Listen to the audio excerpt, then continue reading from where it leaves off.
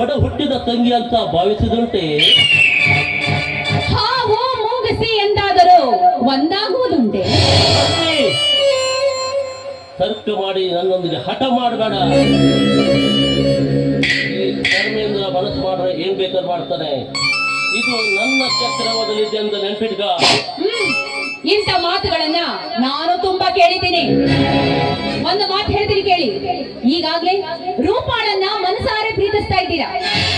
ಅವಳು ಒಪ್ಪಿಗೆ ಅಂತೆ ಅವಳ ಕೊಳಗೆ ತಾಳಿ ಕಟ್ಟಿ ಮದುವೆ ಆಗಿ, ಅದು ನಿಮಗೂ ಒಳ್ಳೆಯದು. ರೂಪಾಳೊಟ್ಟಿಗೆ ತಾಳಿ ಕಟ್ಲಿಕ್ಕೆ ನಾನು ಪ್ರೀತಿ ಮಾಡಿದ ಕಡೆ ಮಜಾ ಮಾಡಿ ಕೈ ಬಿಟ್ಬಿಡ್ತಾರೆ.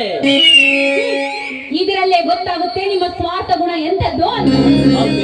ಪ್ರೀತಿಸಿ ಮದುವೆ ಆದವಳನ್ನ ಕೈ ಬಿಡ್ತೀನಿ ಅಂತ ಇಷ್ಟು ಸಲೀಸಾಗಿ ಹೇಳ್ಬೇಕಾದ್ರೆ ಇನ್ನು ನಾನು ನಿಮ್ಮನ್ನ ವೈರಿ ತರ ಕಾಣ್ತೀನಿ. ಮುಂದೆ ನನ್ನ ಕೋಳಿಗೆ ತಾಳಿ ಕಟ್ತೀನಿ ಅನ್ನೋದು ಏನ್ ಗ್ಯಾರಂಟಿ?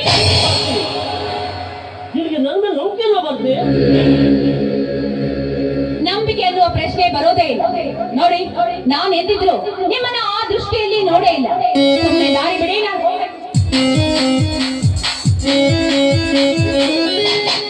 ಈ ಕರ್ಮೇಂದ್ರನ್ನು ಅಷ್ಟು ಮೂರ್ಖನಾಗಿ ಭಾವಿಸಬೇಡ. ನಿನ್ನ ಲೆಕ್ಕದಲ್ಲಿ ಕರ್ಮೇಂದ್ರ ಮೂರ್ಖ ಅಂತ ಭಾವಿಸಿದ ಅದರ ಪರಿಣಾಮ ಏನಾಗುತ್ತೆ ಗೊತ್ತಾ?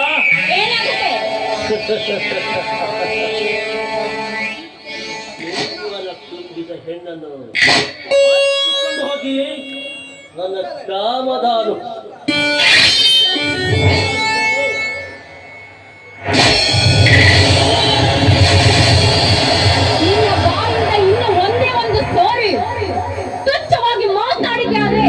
ನಿನ್ನ ನಾಲಿಗೆಯನ್ನೇ ಕತ್ತರಿಸಬೇಕಾದಿತ್ತು.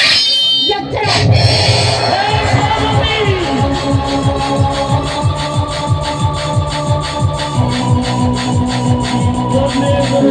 ನೋಡಿದ ತಕ್ಷಣ ಎಷ್ಟೇ ಅಂತ ತಿಳ್ಕೊಂಡ್ರೆ ಇದು ದಿನ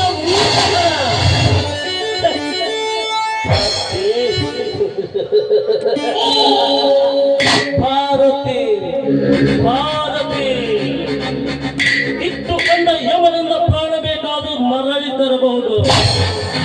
ವಿಷದ ಹಾವಿನ ನಂದಿದು ಕುಡಿದು ಬರಬಹುದು. ಹುಟ್ಟಿ ಬರುವ ಸಮುದ್ರದ ಅಲೆಗಳನ್ನು ಹೀಗಿ ದಡ ಸೇರಬಹುದು. ಆದರೆ ಈ ಕಲಿಯುಗದ ಕರ್ಮೇಂದ್ರ ಒಂದು ಹೆಣ್ಣಿನ ಮೇಲೆ ಕೈ ಇಟ್ಟಂದ್ರೆ ಅವಳ ಆಸೆ ಮುಗಿಸಿ ಬಿಡುವುದಲ್ಲ. ಒಂದೊಮ್ಮೆ ಅವಳು ತಪ್ಪಿಸಿಕೊಂಡು ಹೋಗಿದ್ದೆ ನಿಜ ಅಂದರೆ, ಒಂದೊಮ್ಮೆ ಅವಳು ತಪ್ಪಿಸಿಕೊಂಡು ಹೋಗುವುದಾದ್ರೆ ಅವಳ ಜೀವನ ಕರ್ಮ ಕಾಂಡವಾಗುತ್ತೆ. ಭಾರತಿ ಭಾರತಿ ಭಾರತಿ ಭಾರತಿ ಭಾರತಿ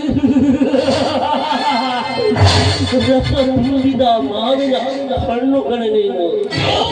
ವೇದನಿನ ಅಂಗ ಏನು ಚಂದ. ಒಮ್ಮೆ ನೋಡಿದರೆ ಮತ್ತೊಮ್ಮೆ ನೋಡಿದರೆ ಮಗದೊಮ್ಮೆ ನೋಡಬೇಕೆಂಬ ಬಯಕೆ. ಯೌವನ ತುಂಬಿದ ಈ ದೇವರು ಮದ